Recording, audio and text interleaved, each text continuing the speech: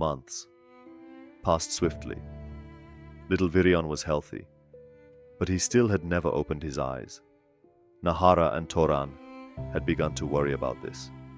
Yet inside Arya, there was always a strong faith. She believed that when the time came, Vireon would do everything on his own. Arya spent almost every moment with her little brother.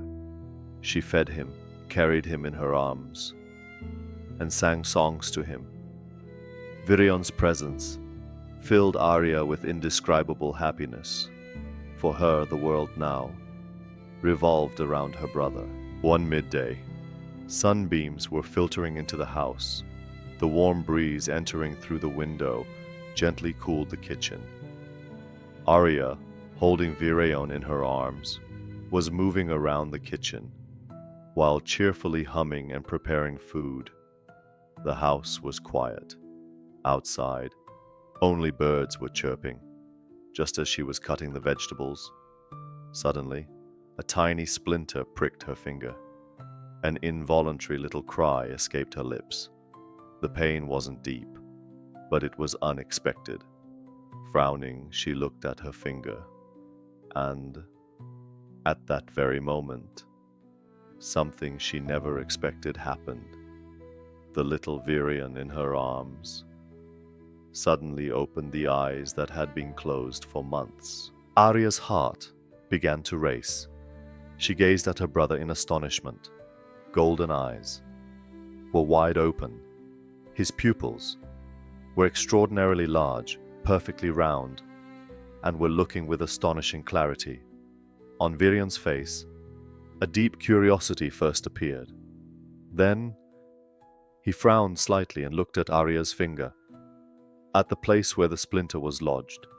His gaze seemed to understand everything, and in that moment, Arya completely forgot the pain in her finger. Her eyes filled with joy. Her heart was beating with elation.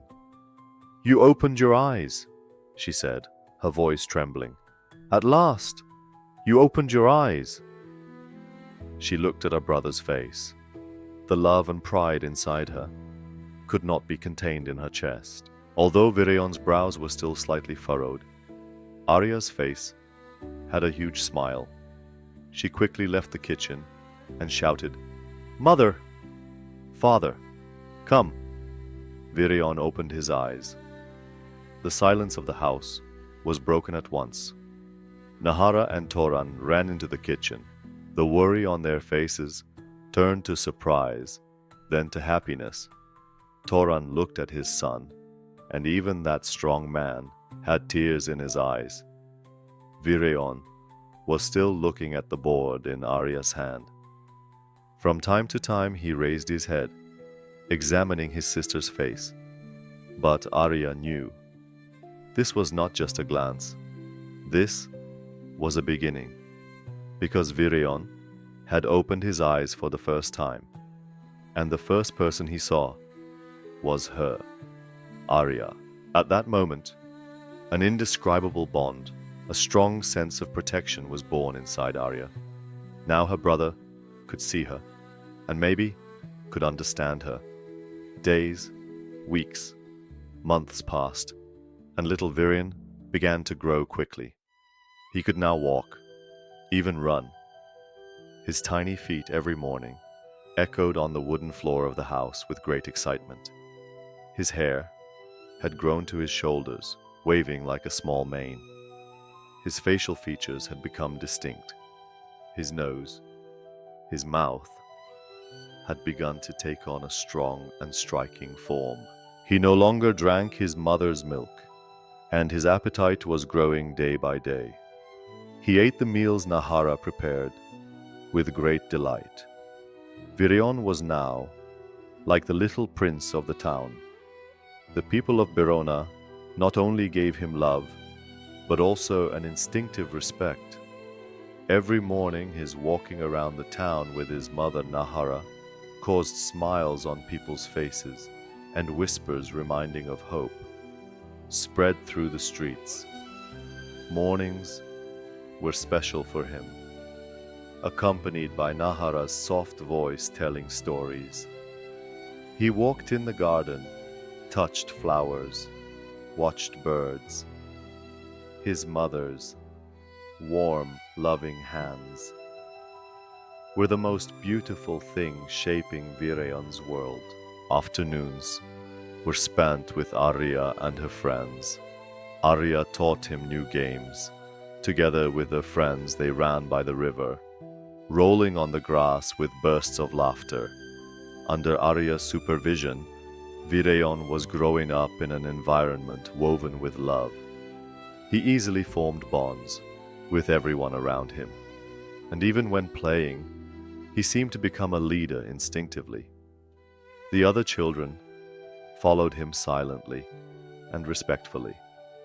When late afternoon came, perhaps the most exciting time of the day began, because his father Toran took him, and together they explored the forests around the town, the riverbanks, the endless meadows. Toran told his son about the land they lived on, the water, nature. He taught him the basic rules of life. On these trips, the bond between father and son was growing stronger. Vireon listened to everything with great curiosity. Whatever his father showed, he learned with excitement. While walking beside Toran, he held his small body upright, directed his gaze determinedly forward. While his father was talking, he listened carefully to every word of that strong voice, and with his small hands, held onto his father's large hands. He quickened his steps, as if wanting to keep up with him. While Toran introduced nature in Vireon's gaze, there was a curiosity and understanding growing day by day. As if he had already grown up, and the world being told, he was ready to understand. It was one late afternoon.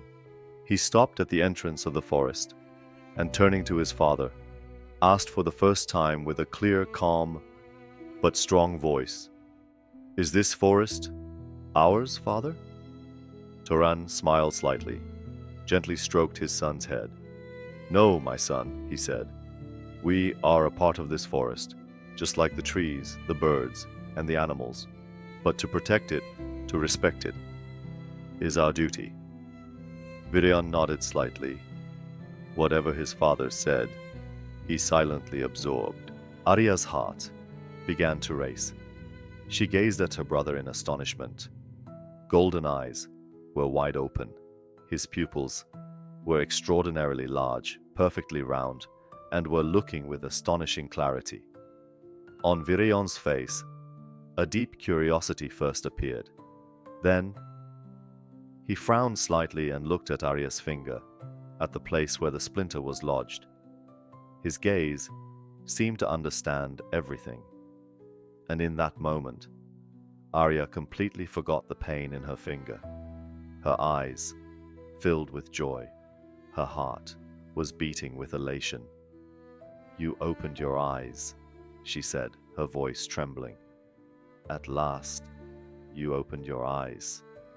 She looked at her brother's face. The love and pride inside her could not be contained in her chest. Vireon was approaching 6 years old. Now not only the people of Berona, but also the surrounding regions had begun to hear his name. Born in this small town on the Danube, the quiet child who spoke with instincts, it was not yet openly said that he was a lion hybrid. But everyone who once met his eyes felt that something inside them did not stop trembling. Toran had begun to be more cautious during this period, perhaps not to leave Vireon alone, but to direct him to spend more time with Ilkar. This was a deliberate decision. Ilkar was not only the protector, watchman, or deputy leader of the town.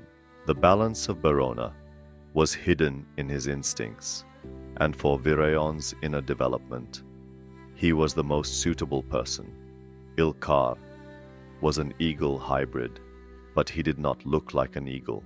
He had no wings, no feathers, his shoulders were straight, and his gaze was like a spear piercing the darkness. He would sit for hours on the rocks above the town, alone. He would fix his eyes on one point and remain motionless. The children watched him, but most of the time they could not know what Ilkar was looking at. Even so, he was always the first to notice everything. The direction of a migratory bird or a trade group that strayed off the road before anyone realized it. Vireon would go to him. Most of the time, they would just sit in silence, and with a few words, they would tell each other everything. But some questions could not fade in the silence. One day, while walking together on the eastern slope, Vireon asked, "Why don't you have feathers?" Ilkar stopped. Before answering, he looked at the ground, then at the sky, and then turned his eyes to Vireon. He smiled slightly. "To be an eagle is not just about appearance," he said. He placed his hand on his chest. "My eagle is inside."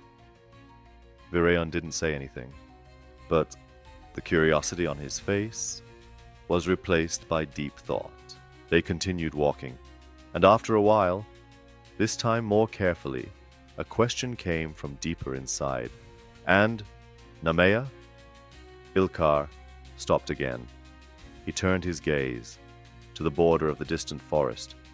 His lips did not move for a while, and then he said quietly, but in a way whose echo would last long, "She is my wings."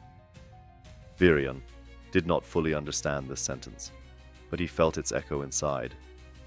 That day, Ilkar had become not just a protector in his eyes, but a model to be watched with admiration.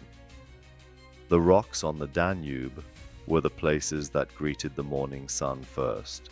Ilkar and Vireon, as always, were walking, sharing the morning silence.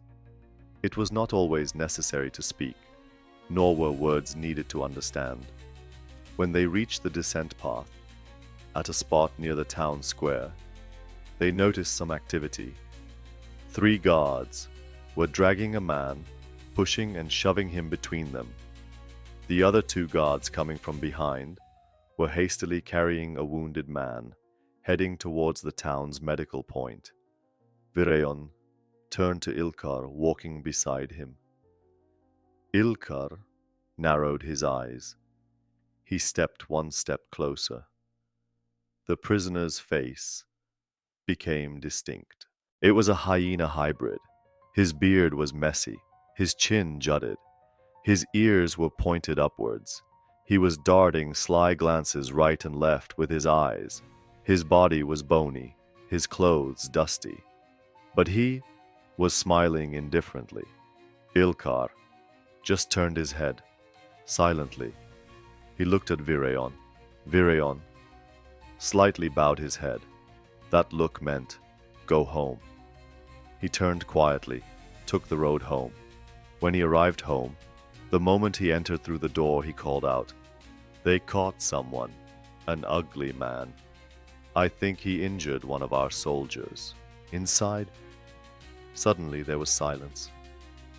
Nahara dropped the cloth in her hands. Arya straightened from the kitchen table. Both of them slowly turned to Toran. Toran's brows furrowed.